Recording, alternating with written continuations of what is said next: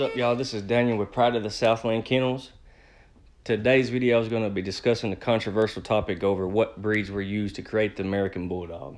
Before we get into this topic, there's a few things I want to discuss so that everyone watching this video can better understand the content that's in this video. I've had these results for quite some time, and I've been really hesitant to release them. These are the only two dogs that we tested through Wisdom Panel. We got several others, almost a dozen others tested through Embark. I liked Embark better for certain reasons, not because of the breeds that they give me. It was mainly because of the layout and the format and the genetic traits. They really broke down the traits better than Wisdom Panel. However, Wisdom Panel breaks down breed profile better, and I got some pretty interesting results, and I'd like to share those with y'all. But before I do, I want everyone to understand that these results that you're about to see does not mean that these dogs are not American Bulldogs. That's the first thing that everyone's going to jump to, and that's why I've been real hesitant. But I'm at the point now where I really don't care about that. I'm not breeding for a breed profile and a DNA test or anything like that. I'm breeding for working traits. So I'm at the point where I really don't care. So with that being said, the American Bulldog, a lot of folks think that it's a very old breed that comes from England. There's a lot of people that think that's still the English Bulldog. This is just my take and my opinion on it. And I'm not trying to persuade anybody one way or the other, but the American Bulldog to me is a new breed. When they set out to quote unquote revive it, the old White English and the White English Bulldog, they was actually creating the American Bulldog. So with that being said, the American Bulldog was first registered in the 70s. I think it took the American Bulldog name because it was previously known as American Pit Bulldog, but it took the American Bulldog name under the registries in 1978. Do your own research on this. I've had all kinds of numbers and research throughout my years of researching these Bulldogs, and some of them don't stick with me, but I believe 1978 is when they took on that name. So if you go by that, these dogs are about 45 years old when they're calling them the American Bulldogs. So that being said, I'll get into my Wisdom Panel results, and what you're going to see here is a half-brother, half-sister. Iris is the female. She was sired by Neelan. Her mother was Monroe. And then we'll see Tellico. Tellico was sired by Neelan. His mother was Summit. Summit and Monroe were litter mates.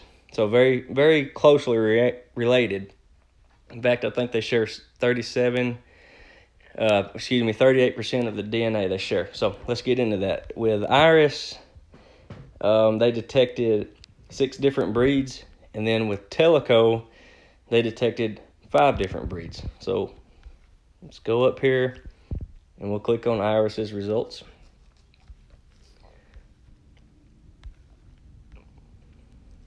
So Iris's results are 67% American Bulldog, 9% Bulldog, 9% American Pit Bull Terrier, 7% Amstaff, 7% Boxer. There is another breed that was 1% on her. Don't get me to mispronouncing that, but it is a Basset Hound of some type. It looks like a blue tick Basset Hound cross. You can type that into your Google search bar and you'll find it out. It looks like a Basset Hound, but not quite as dramatic, but it's marked up like a blue tick's the one that I seen. So with that being said, I find a few things interesting. One, that there is a hound type result on Iris, and she actually had the more houndy type ears, as I call them. You know, the full drop ears that were longer. It wasn't rose prick or semi prick ears. Hers was like full drop ears, not real big, but she did have larger ears than Tellico. So I find that interesting. The other thing that I find interesting, and I think a lot of y'all out there will find this interesting as well, is American Pit Bull Terrier and American Staffordshire Terrier are both under this dog. The reason I find that to be pretty interesting is because I was told that as far as genetically speaking goes, the American Pit Bull Terrier and American Staffordshire Terrier were the same. So I've never seen any results Even when these people was testing some of these pit bull mixes and things like that videos, I seen it always come back American Staffordshire Terrier. Never had American Pit Bull Terrier. So I found that pretty interesting. All right, so now we're on Telecos. He's got 5 breeds detected, and that's all that he has detected. He didn't have the 6th one like Iris. He had 5. The 5 for Teleco, 71% American Bulldog, 10% American Pit Bull Terrier, 9% Bulldog, 5% Amstaff, 5% Boxer. So the same breeds, minus that hound breed, and that could be a fluke. Who knows? Everything's really similar. Now, when they say Bulldog, that's something I don't know if that means English Bulldog or if that just means Bulldog. I don't know. They show a picture of an English Bulldog when they show that type, but that's understandable. So I like these breakdowns of Wisdom Panel because I actually get to see what's in my dogs, and we actually kept a pup out of these 2 dogs. Showed we don't have her tested because she's cleared on her health by parentage. You know, Teleco and Iris's results were both 209, 210 plus disease free of all those genetic predispositions. So there's really no need to test her, but we may test her just to see what traits were passed on. These 2 dogs was half siblings and cousins, and the results are pretty close to the same. So I would imagine they're going to fall somewhere in between these, but it could be, as I'm saying this, it could be a good video topic to see how averages actually play out.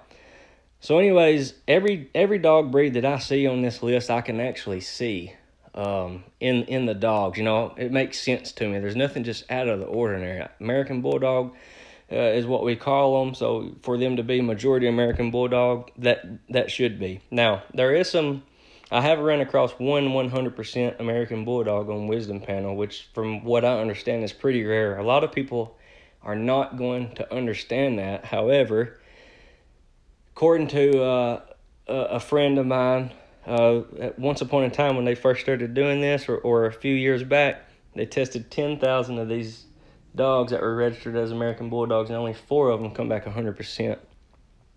So I have seen one that's public, and it's supposedly related to Teleco and Irish, but I don't know. You know, American Pit Bull Terrier and Amstaff, these dogs do have, back in their pedigree, some of the black hybrids crossed, not on Nealon. Everybody thinks it's through Nealon, but it's actually not through Nealon. It's through the white dogs. So I know for a fact, according to Don, that Amstaff and Pitbull was using those are in there. Now, Boxer, there's been some debate over Dick the Bruiser, one of the dogs Mr. Johnson had back in the 50s and 60s. A lot of people have a theory that he was a boxer. I've heard that. And then Bulldog, Bulldog, they kind of believe that, just generically used, I guess you could say. Pretty broad. It doesn't specify what type of Bulldog. It just says Bulldog. So I'm guessing they want us to assume or consider that to be English Bulldog. So all these dog breeds I can see in the dogs.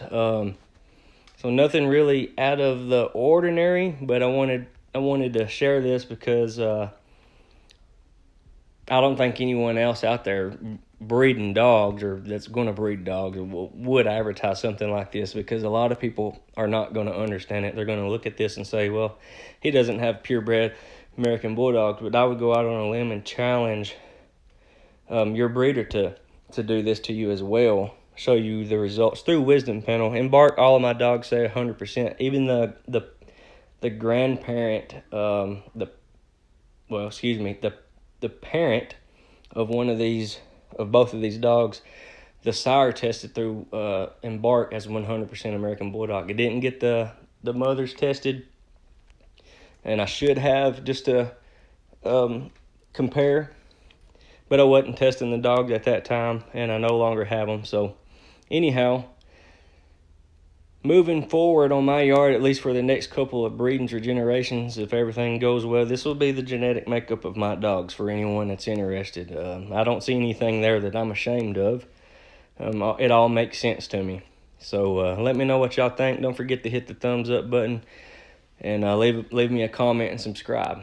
Until next time, this is Daniel, Pride of the Southland Kennels. Thank y'all for watching.